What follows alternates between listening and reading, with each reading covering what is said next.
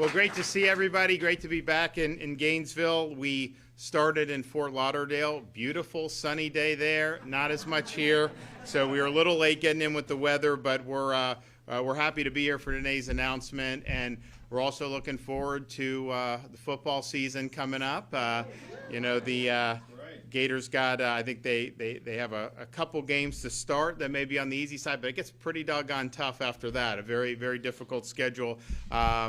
I know we're gonna have Arch Manning coming to Gainesville with Texas, which will be good, and I know there'll be a lot of other good games. So I think the way the season ended last year was positive. I think that they've got an opportunity to do well. So we'll see what happens. That's the one. Florida, we're like #1, and I just got ranked #1 for religious liberty. We're #1 in economy 3 years in a row by CNBC. We've been #1 in higher education for many years, academic. We've been #1 in all these different things. But we're not #1 in college football anymore, and so it would be great to be able to get back there. So I'm rooting for them. I want to see, and I've got 3 young kids who have grown up in Tallahassee, and they've migrated to the Knolls. And so I try to tell them, I'm like, listen, I'm governor of all the people. So I was like, because I was at the championship game for the basketball team, and I'm like, you got to root. I was like, you can't, because we thought it was going to be Duke versus Florida in the championship. I was like, son, Madison, Mason, you cannot root for Duke against the Florida team. I don't care how much you like the Florida State stuff. But I will tell you, as parents, we've not steered them. In fact, last year, start of the season, the Miami game in Gainesville, my girls were wearing, Florida cheerleading attire. My son was wearing a Tebow jersey. They go to the swamp. We're like, maybe they'll like it. And, they just grew up in Tallahassee. So it is what it is with that. But we've been equal opportunity. But we are looking forward to it. I think it's going to be interesting. We've got a lot of great opportunities. We're also, excited to be able to be here with our new Chief Financial Officer for the state of Florida, Blaise Ngolia. Well, there he is right there. So Blaise is, he was a state senator over north of Tampa Bay and has been a huge warrior on all the issues that the voters that elected us have wanted to tackle. Now as the Chief Financial Officer, he's going to be tackling a number of issues, helping us with property tax relief, but also using the authority of the CFO's office to conduct audits and oversight of the spending of local governments in both the county and state level. And it's really important. And so the state of Florida, at the beginning of the year, partially to build off what was being done with President Trump and Elon Musk with the DOGE, we said we want to be doing that in Florida. And now, look, we went into it. Some people say you guys have been doing this for many years, and it's true. I mean, I think if you look at what we've done, over the last 6+ years, if you take all the debt that Florida's accumulated over its 180-year history, just since I've been governor, we're close to retiring almost 50% of that in just this period of time, and we're going to do more over the next year or two, which is great. If you look at the number of state government workers per capita in Florida, we're the lowest in the entire country. If you look at the amount of money the state of Florida spends per capita, we're the second lowest in the country. If you compare Florida to the state that's closest to us in population, New York, we've got like 3 million, maybe even 4 million more people, more residents than New York State does, and yet their budget is twice as large as Florida's state budget. New York City's budget is more than the state of Florida. They have 8 million people. And if this guy gets elected mayor up there and he starts running the grocery stores, they're going to end up in a bigger hole than they are now. And you can see that. How he could get elected, actually, he probably could get elected in Gainesville, but not not many other parts of Florida could he possibly get elected. But if he does get elected there, I mean, you are going to see people starting to flee New York City. I mean, it's been happening. De Blasio, I was governor. I became governor in the middle of de Blasio, and especially how they handled COVID and the BLM riots. People had enough, but everyone's got their threshold, and I think this guy's threshold, people are going to reach their threshold. And one of the things we're going to be doing, in Florida, we've done law enforcement recruitment bonuses. So when we bring in people or new recruits from within the state, they get a $5,000 signing bonus. Part of it, we want to promote law enforcement as a noble profession, but we also understood you've got a lot of these cops are treated poorly in some of these jurisdictions. So you got a guy that could get elected mayor that thinks the NYPD should be abolished. You know, I don't know. I would not want to put on the uniform and risk my life in that circumstance with a mayor that clearly doesn't have your back. So I think you're going to see a lot of law enforcement want to relocate out of there. And I guarantee you, they'll go different places, but I guarantee you the #1 landing spot will be the state of Florida, because we're a law and order state. That's just the way it works. So the budget, I mean, way different.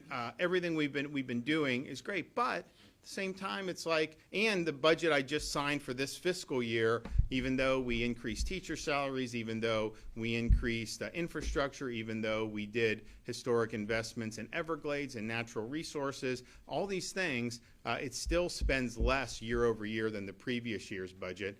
And that previous year's budget spent less year over year than the year before that. How many other states are reducing spending over a 3-year period like that? I don't think any of them are, but certainly not very many. So we've really led the way. We're proud of that, but you can always do better. So what we did, and our agencies are always reviewing these contracts as a matter of course. This isn't anything new for us, but they're using artificial intelligence and all these other things. So we're employing those tools. We have a DOGE entity now in the state government. I did an executive order. Part of we also needed to do scrutiny is the universities, because universities get a lot of money, and on the one hand, I know we've done a decent job because tuition is the same today as it was when I became governor. So in-state tuition, especially if you're good enough to get into UF now, you probably are going to get bright futures anyways. That's 100%, 75% tuition depending. So we've done a good job of holding the line on tuition, but the legislature appropriates money, and we want to make sure that's it. So those DOGE efforts have been going on now for several months. But we also understood state and local government, because people are coming to me wanting property tax relief, and I'm supportive of that. I think we need to do it, but that property tax revenue is local revenue. It's imposed by local governments, and it's used for local things. We're not getting property tax revenue at the state of Florida. I'll talk about, like, we maxed out our rainy day fund. So from the time I became governor till now, we've more than tripled the state's rainy day fund. You never know what's going to happen. You have a recession, all this other stuff. Florida's not going to be immune to that if that happens nationwide. And so some people are like, well, why do you put money in the rainy day, reduce property tax?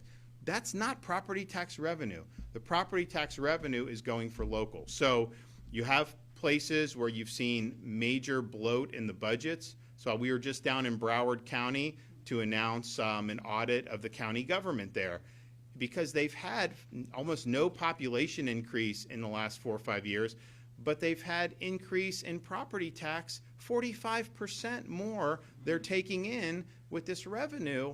And I'm just thinking to myself, okay, well, it's not because of population growth. And so where is that money going? Where's the spending? So if you want to do property tax relief, part of what you have to do is identify the way that the areas that impose those taxes to begin with, those areas of government, how are they spending the money? So we wanted to lean in on applying these DOGE efforts to local governments. Now, I have some authority under the Constitution to request information. The CFO, and Blaze is now using this, has authority. Any entity that's receiving state funding can do audits. But we wanted to make sure that we had the ability to come in and actually do the real thorough inspections like they've done at the federal level. And so the legislature did include this year, at our request, authority to do the DOGing of local governments. And that's municipalities, counties, even entities within there. Like we were down there talking about, like, the Broward Sheriff's Department. Yeah, that's Christopher the Mill. So that has happened. And so I'm pleased to announce that today. But before we even got that, we sent information to a lot of to all the counties and the cities saying, hey, comply with what we're trying to do with DOGE. And many of them didn't. Some did. Many of them didn't. And so we're now utilizing this new authority to roll out these DOGE efforts vis-a-vis city and county governments across the state of Florida. So this morning we announced Broward County. would be the first county that would do, and this will be, starting at the end of July. You'll have the DOGE teams will show up to these areas, review data systems, review the physical premises, review the personnel records of county and cities, specifically ones that have kind of come under the microscope. So this is much different than me just sending a letter saying, hey, what did you spend that on? These are going to be real auditors that are going to be on the ground doing this. And again, we have the authority now to be able to access this information. And we are going to start with some of the jurisdictions. And so part of the reason we're here today, we were in Broward this morning to announce we are going to include in the first round of DOGE audits a thorough review of the practices of the city of Gainesville here in Alachua County.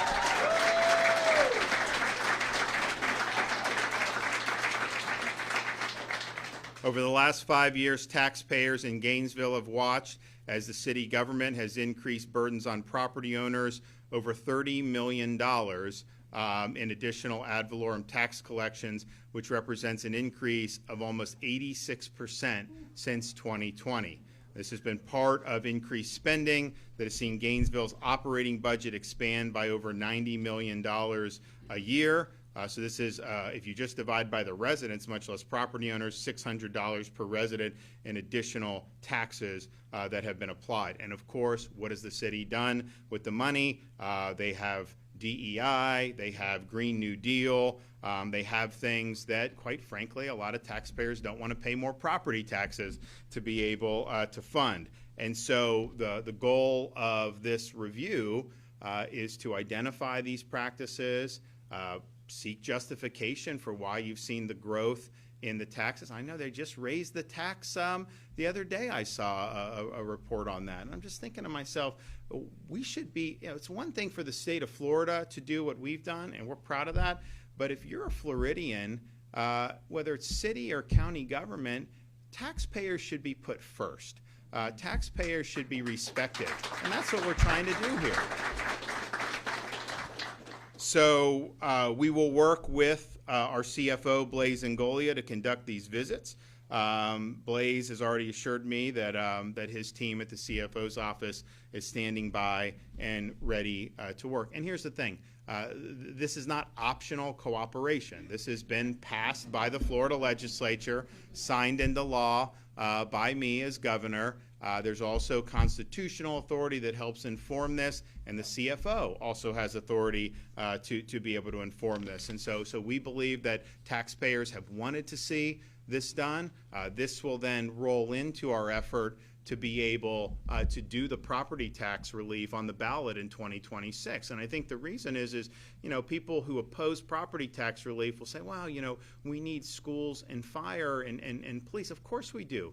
But what about all this other spending that's not there? What about some of the, we were just down in Broward, and their county administrator makes almost $500,000 a year. Now, look, so is that what you want as a taxpayer? So these things need scrutiny, and because I really believe you can do the things at the local level we all agree on, education, first responders, all that, and still be able to provide meaningful property tax relief, but not if the spending is not kept in check on these other items. So you're going to see that. I think it's going to be really, really instructive. I want to thank the folks that help work with us to get this into law. Now, there are ramifications for noncompliance, and there's a variety of tools that we'll have at our disposal. And if we need to do that, we will do that. But I'm excited. We're going to be rolling out more jurisdictions over the next 2 weeks. So expect to see other cities and other counties from various parts of the state of Florida. I mean, we're down in Broward, like you just doing, Broward, Southeast Florida. I mean, they acted like Southeast Florida, is like, like this Democrat area. Like, I won Miami-Dade and Palm Beach County, by the way. So it's not. Now, Broward is a bird of a different feather, but that's okay. It is what it is. So it's not. We're really looking at where have we received a lot of interest in examining who has not been fully compliant with the requests that have been made. But you will see counties in variety parts of the state You'll see different political compositions. It's going to be, I think, an interesting but meaningful diversity across the state from both the county and municipal level. And it could also be other entities that are affiliated with a specific county. You know, we mentioned Broward Sheriff's Department. That would be something that can obviously be looked at. So I'm excited to unleash our new Chief Financial Officer, Blaise Ngolia, on this. You know, the thing about it is, so we had this vacancy because our past CFO got elected to Congress in the 1st District of Florida. And so, you know, created this vacancy. And people are like, what about this? What about this guy? What about that? And the thing about it for me is, you know, I want somebody in there that's going to fight for the people of the state, for taxpayers, for consumers. And I think that's what everybody wants for that. So how do you know someone's going to do that? For me, the way to know is to see do they have a record of actually doing that in the offices they've already held. Because if they've been in office and just been, you know, very passive and meek and not willing to get out there and run towards the fire, they're not all of a sudden going to grow a spine of steel in a new office and start really leading. That's just not the way it works. And so we've had different, on issue after issue, Blaise has fought for you and has delivered for you. Election integrity, all the stuff we've done in Florida to ban ballot harvesting, clean up the voter rolls, election crimes unit to prosecute illegal voting. Leading the nation and all that, he wrote every one of those bills and pushed them through the legislature. If you look at Second Amendment rights, he refused to buckle when they were restricting Second Amendment rights back before I became governor. He's always stood for Second Amendment. You look at illegal immigration, everything we've done, banning sanctuary cities, doing the things to hold the localities accountable, no IDs, all the stuff we've done to lead the nation there. Blaise was the one that was really pushing that. And then we had a skirmish with you know, the Speaker of the House and some of the legislators earlier this year, about I wanted us doing immigration to help the Trump administration increase deportations. They rejected initially what I said, and they passed a bill that would have made Florida de facto sanctuary state. Blaise stood with you and stood against the Speaker of the House and other leaders to do the right thing. So, and then on fiscal, you know, he's been a fiscal hawk for, even when he was just a businessman, not even elected. He was focusing on waste and local government in Hernando County. So that record is very, very strong. And then even, you know, we just had the news last week about the redistricting maps that we did for Congress in 22 were upheld by the Florida Supreme Court. And people may not remember, you know, we have big Republican majorities, but they passed a map that was a bad map. And I said, I'm going to veto it if you pass it, and they passed it. So I vetoed it. And then we ended up calling a special session, and then we have a much better map that was just approved as fully constitutional and compliant with the law. Blaise was the whole time standing for you and standing for what was right on that. So when I see that you have a record of actually doing what you said you're going to do, that is the most meaningful indicator to me. And I'm sorry, like, I watched these guys campaign not only here but around the country. They all say the same things when they want your vote, especially in a Republican primary. But then once it comes time to get into office, the number of them who actually deliver on what they say is honestly in Republican few and far between, unfortunately. And so when you have somebody that's not only talk the talk but walk the walk and delivered results, that's the best indicator that you're going to see meaningful leadership and action in this new office. And so I think you're going to find in short order that he's a guy that's going to fight for you. He's a guy that really, really puts the taxpayers of this state and the consumers of this state first. And that's exactly what we need as a CFO. So the floor is yours, my man.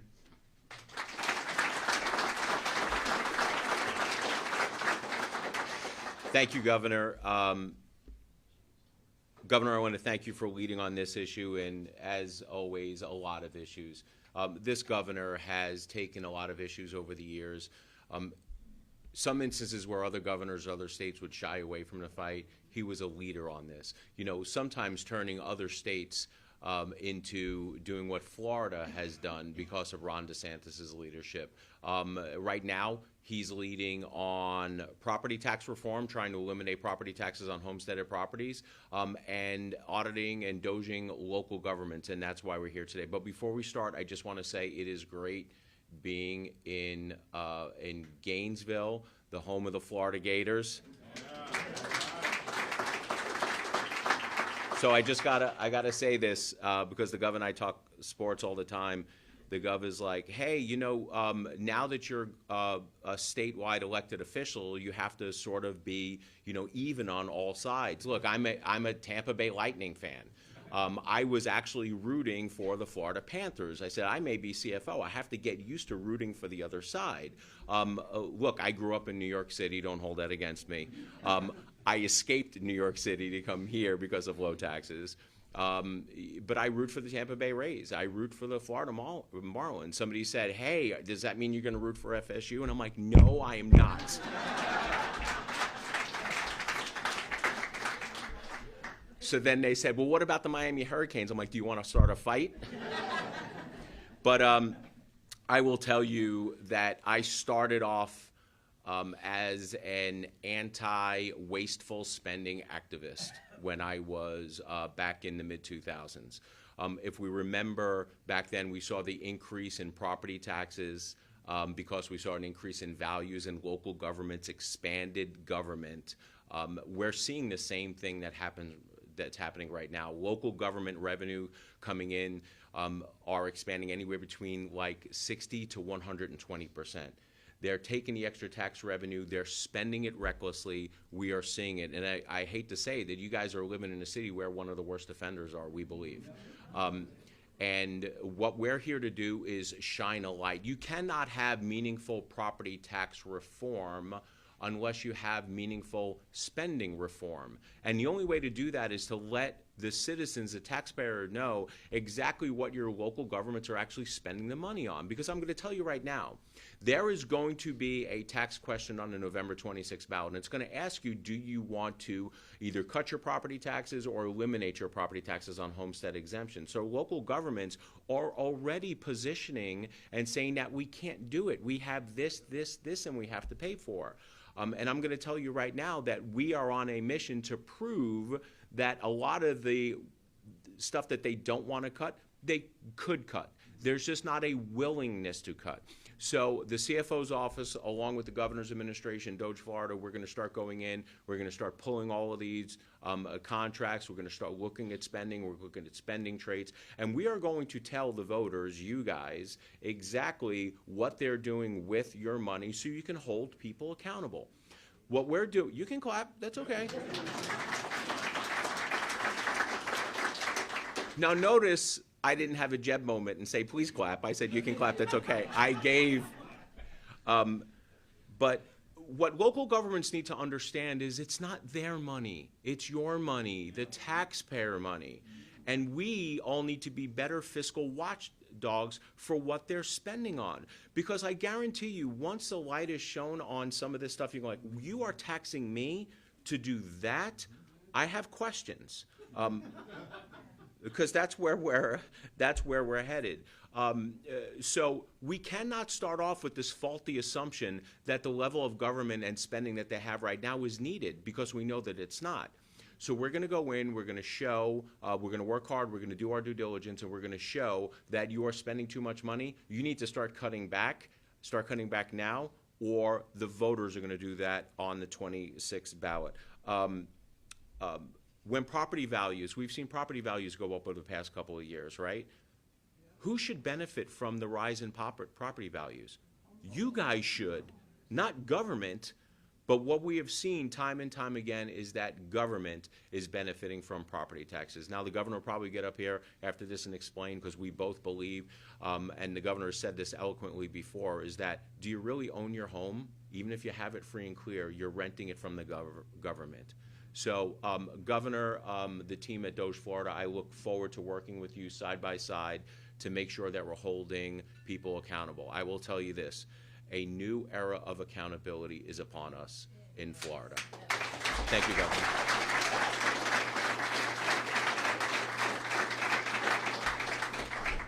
Yeah, so I think this will be very meaningful. I know there's a lot of taxpayers who wanted to see this in different parts of the state, and it will stretch in different parts of the state. But I also just wanted to commend, we did have a lot of local governments who voluntarily fully complied and were welcoming this. Not all of them, maybe not most of them, but there were some that have done. There was others, there was a more of a division, but you did have some individual commissioners that wanted to work with our team, and so they've been doing that. But the reality is the law is the law now, so we are going to exercise the authority to make sure people are able to get answers. And I take questions in a minute, but I do, because Blaze was mentioning a little bit about the college sports, and I didn't really, I don't know if I've been back to Gainesville since the basketball championship, but of all the things I've done and been in person, we hosted the Super Bowl in Tampa in 2021, and I'm a Bucks fan like Blaze, and so watching them win the Super Bowl, it's kind of a big deal to be there and everything. But this was unique because it didn't look like they were going to win. And it was like not the greatest game. And then all of a sudden, it was like the last 2 minutes, things just started moving. Next thing you know, the buzzer goes off, and they're national champions. And so it was really neat to be able to see that. And I always tell people that the model for athletic program is what it was in Florida when you had the basketball team repeating, you had the Tebow game. I mean, you will never be able to find a place that can match that. And I even went to war with Grok about, because Florida is the only school that's won 3 basketball and 3 football. And before I put that out, I wanted to confirm that on Grok. And so Grok was just saying things that just weren't accurate. He's like, well, there's this many football, this has maybe, and they didn't even mention Florida. And I'm like, well, wait a minute. I was like, they definitely have 3 in each. I was like, so what about football? I was like, well, and I'm like, well, didn't they win it? They won 1 under Spurrier, 2 under. Oh, yeah, they did win. You're right. And then I'm like, well, basketball, they just won it, 2 days ago. I was like, well, okay, yeah. So it just shows you this artificial intelligence. We're going to be rolling out, kind of an overall approach from the state of Florida in the coming months, because I think this AI is going to be a really big deal for our society. I think there's a lot of perils in AI. First of all, it's just like, are we functioning human beings who think for ourselves, or are we just going to rely on computers to do all of our thinking for you? It's one thing to have technology to enhance the human experience. It's one thing to try to have technology displace that. But then you also have the fact that relying on AI, reality is it is flawed. I mean, I don't care how good. There are certain things that they're just not doing. And I see that in all the different AI products. But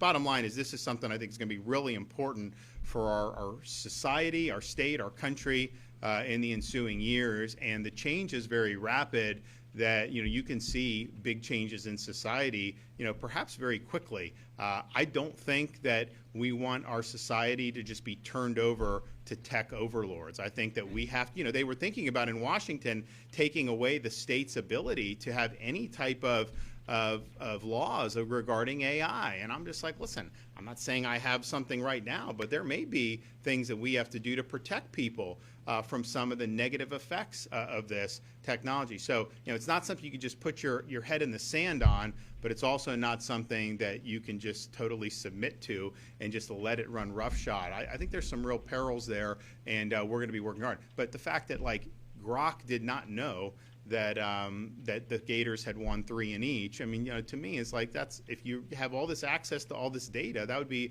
a very easy thing to be able to do. So there's a lot of flaws in this, and I know it's gotten a lot better, but we cannot just relinquish our human reason and our willingness to think for ourselves in favor of some of these machines. Okay, do we have any questions?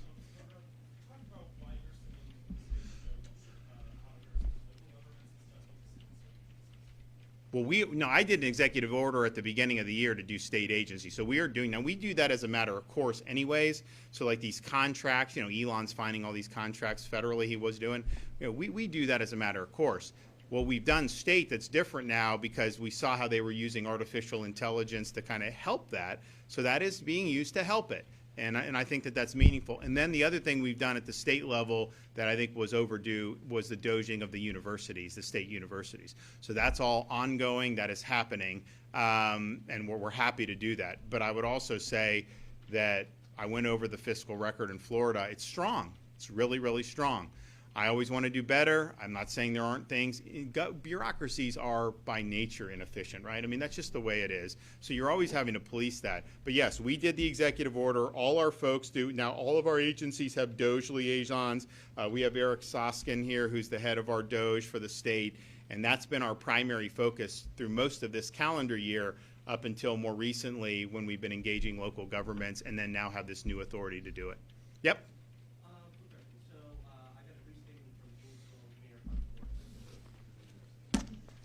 Now, look, I mean, the mayor, they can say what they want. It's fine. I mean, like, the reality is like, don't tell me that your city's run well. Show me, and you will have an opportunity to show how the city is run, and taxpayers will be able to get transparency in that. And so I don't think shouldn't be any problem with that. I mean, if you're proud of the way things are being run, then that'll be made very apparent to folks. And look, there's some areas that I'm convinced are problem areas, and maybe it turns out that they DOGE, and maybe they're doing better than what some people are led on to believe. But I do think you're going to see, when you have that type of increase over a short period of time without a commensurate population increase, I mean, I do think you're going to end up flagging things that I think taxpayers are going to want to see.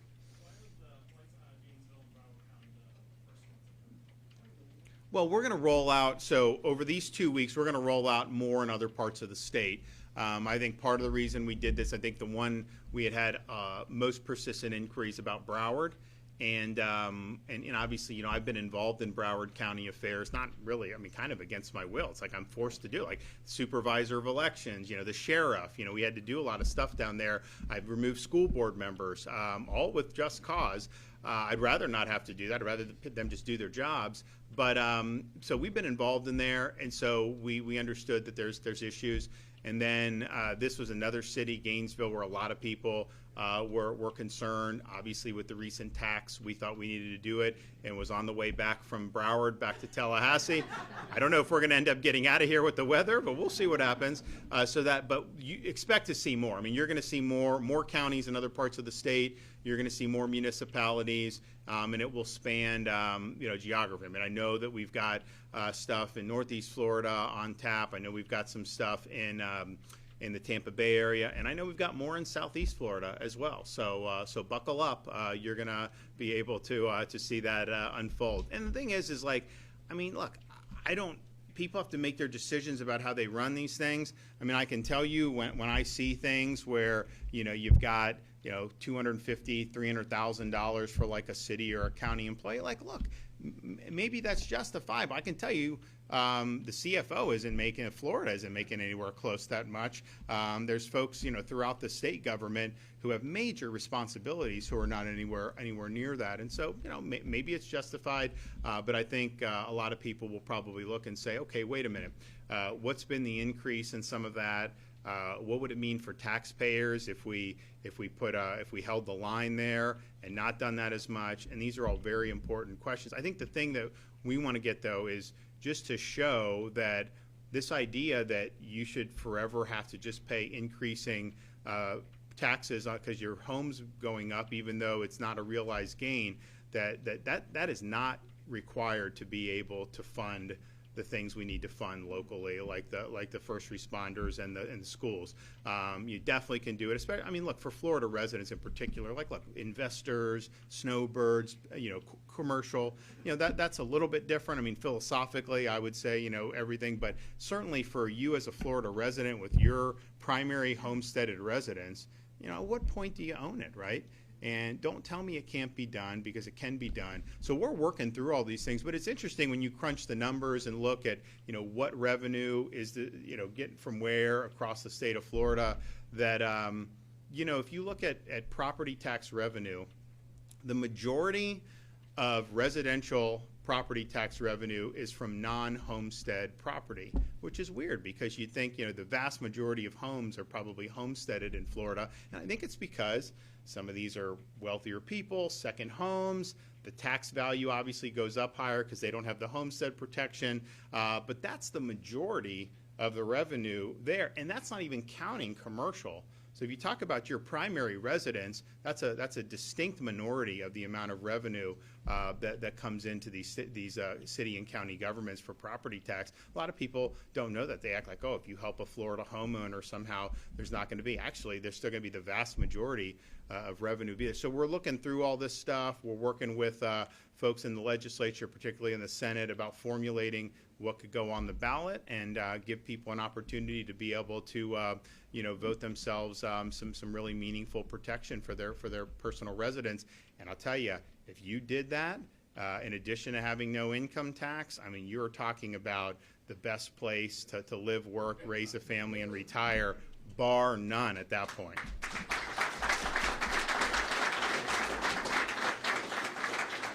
All right. Well, best of luck. These guys are gonna get cracking on this, so you guys should be getting some information. Hopefully, relatively soon. It doesn't happen overnight, but we understand that the time is of the essence. We've got the legislature coming in next year. They're gonna have to put the property tax on the ballot, so we want to get all this done. And I know I'll be back in town for one. I definitely think I want to go to the Texas game. We would always watch Archman, but we'll see. Maybe we'll come back before then. So God bless everyone. Thank you.